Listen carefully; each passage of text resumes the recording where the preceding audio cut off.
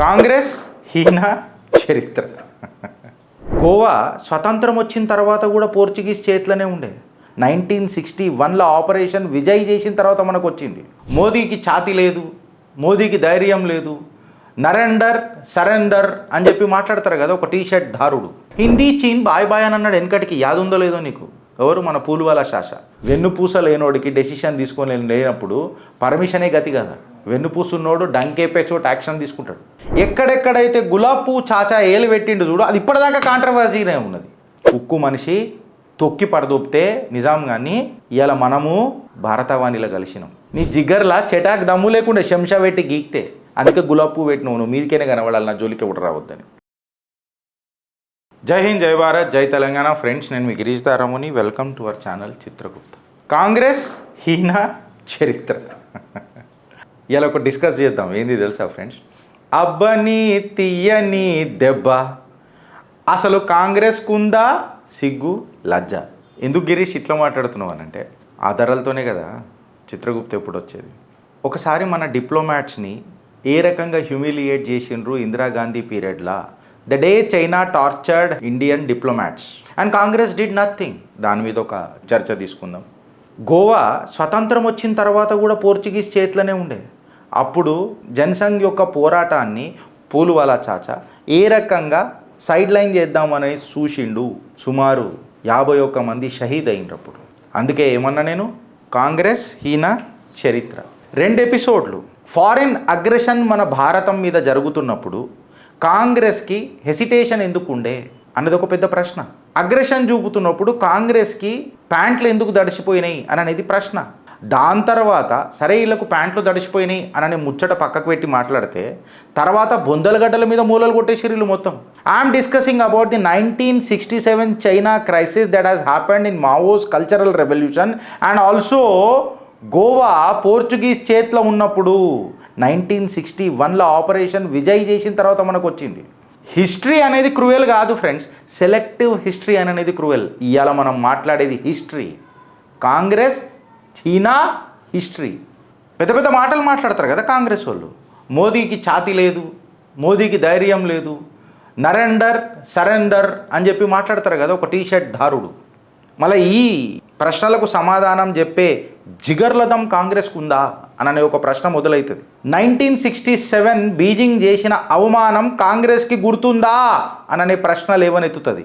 India China relations agar మనం తీసుకొని చూస్తే 1962 ఇక నాకు చెప్పకు రక్తపు కన్నీళ్ళు, 7 పొక్కలు ఉన్నాయి, అన్నిట్లకి రక్తం కారాలి కాంగ్రెస్కి. కరెక్ట్గా మాట్లాడితే రిలేషన్లు ఏమన్నా హిందీ చీన్ బాయ్ బాయ్ అని అన్నాడు వెనకటికి, యాదుందో లేదో నీకు? ఎవరు? మన పూలువాల శాస. ఇక ఆయన ఈడ గులాబ్ పువ్వు పెట్టుకుంటాడని చెప్పి అందరు గులాబ్ పువ్వులు పెట్టుకొని తిరగాలని అనుకున్నాడు. ప్రాబ్లం ఆడొచ్చింది. ఇండియా చైనా రిలేషన్స్ 1962 యుద్ధం తర్వాత కూడా ఏం పెద్దగా మంచిగా కాలే.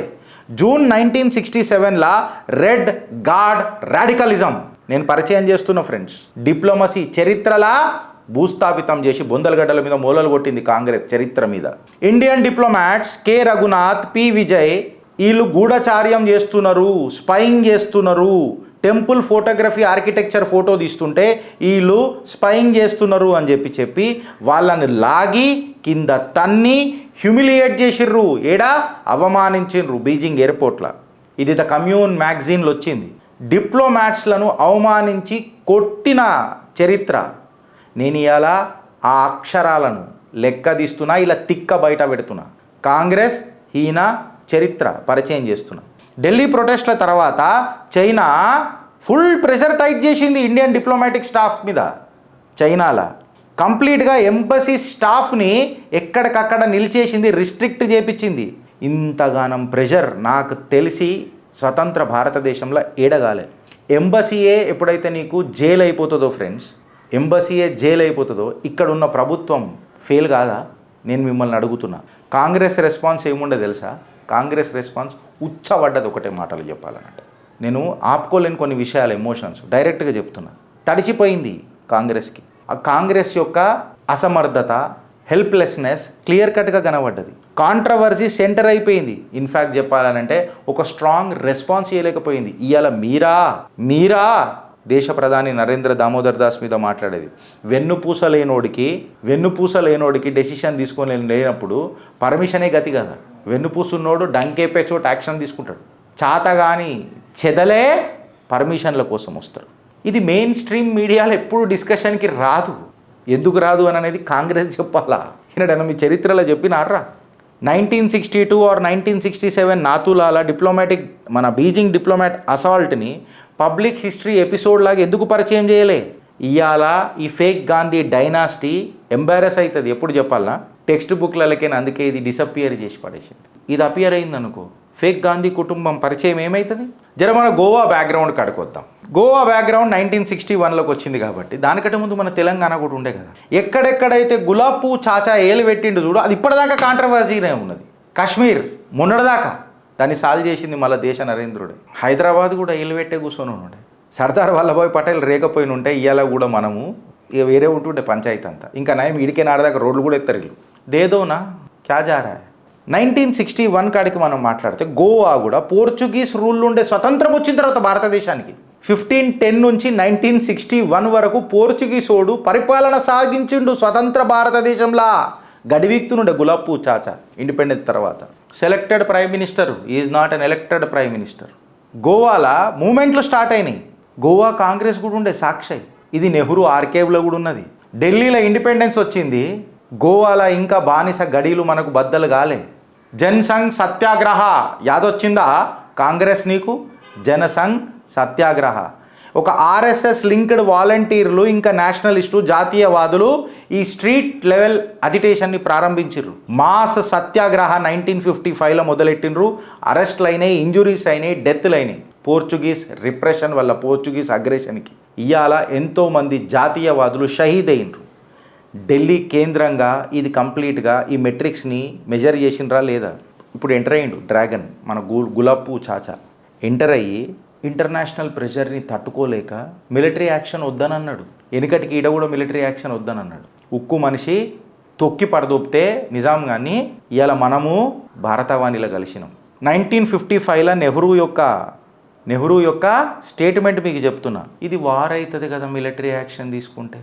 నీ మనకు వస్తాయి మాటలు కానీ నాన్ వైలెన్స్ నోబుల్ కదా, నాన్ వైలెన్స్ నోబుల్ కదా. నీ జిగర్లో దమ్ము లేదు కదా అని నాకు అర్థమవుతుంది.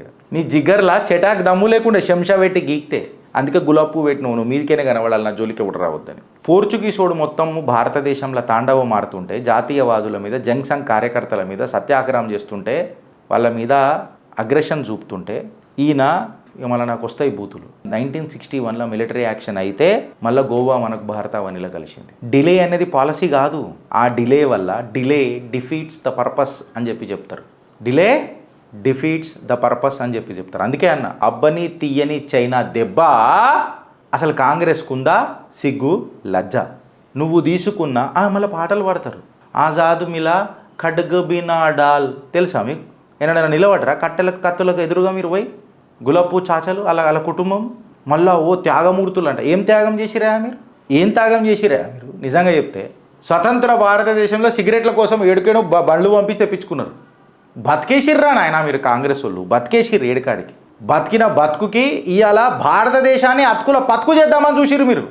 అదేదో భారతదేశంలో ఏ నాయకుడు దొరకనట్టు ఇడ్లీలు ఇండియాలో తింటే పంచుకుంటాయిరా, ఇటలీకి తెప్పించుకుంటే కాదు. నేనేమన్నా అన్నానా హరీష్?